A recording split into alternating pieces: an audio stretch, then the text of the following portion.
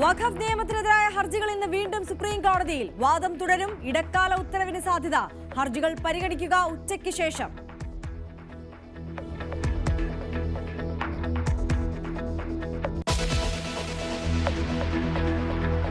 വടക്കൻ ഗാസയിൽ ഹമാസിനെതിരെ തെരുവിൽ പലസ്തീനികളുടെ പ്രതിഷേധം. ആക്രമണം നിർത്തണമെന്ന് ബാനറുകൾ.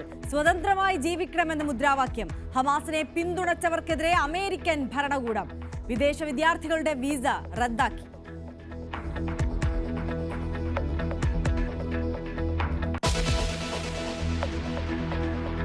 ജീവിക്കാനുള്ള വഴി തേടി സമരം ശക്തമാക്കാൻ മുതലപ്പുഴയിലെ മത്സ്യത്തൊഴിലാളികൾ.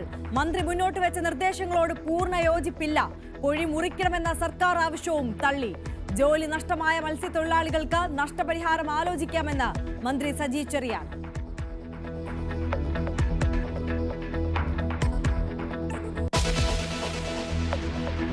വെള്ളാപ്പള്ളി സാർ എടുത്തിട്ടുള്ള നിലപാടുകളിൽ ഇടതുപക്ഷത്തിന് വിരുദ്ധമായ നിലപാടുകൾ വളരെ കുറവാണ്. അപ്പം 100 കാര്യങ്ങൾ അദ്ദേഹം പറയുമ്പോൾ ഒരു 30 കാര്യങ്ങൾ ചിലപ്പോൾ എതിര് കാണും, പക്ഷേ ഭൂരിപക്ഷം അനുകൂലമാണ്.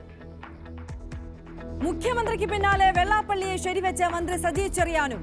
സൗദിയിൽ വാങ്ക് വിളിക്കില്ലെന്ന പരാമർശത്തിൽ പ്രിയപ്പെട്ടവർ പോലും കേരളത്തിലെ പള്ളിയിൽ മൈക്ക് പുറത്തു. ഞാൻ അവിടെ ചെന്ന ഈ മൈക്ക് കണ്ടില്ല. ബാങ്ക് വിളിക്കുന്നുണ്ടോ? അത് പരസ്യമായിട്ട് തന്നെ ബാങ്ക് വിളിക്കുന്നു. എനിക്ക് ആ പറഞ്ഞപ്പോൾ ഒരു അക്ഷര പെശക് വന്നു, ഒരു പെശക് വന്നു. അങ്ങനെ നമ്മുടെ കേരളത്തിലെ പള്ളികൾ ഏതെങ്കിലും ഒരു നേരത്താണ്. മറ്റേ ബാങ്ക് വിളിയെല്ലാം അവിടെ എല്ലാ പള്ളിയിലും ഞാൻ കേട്ടു.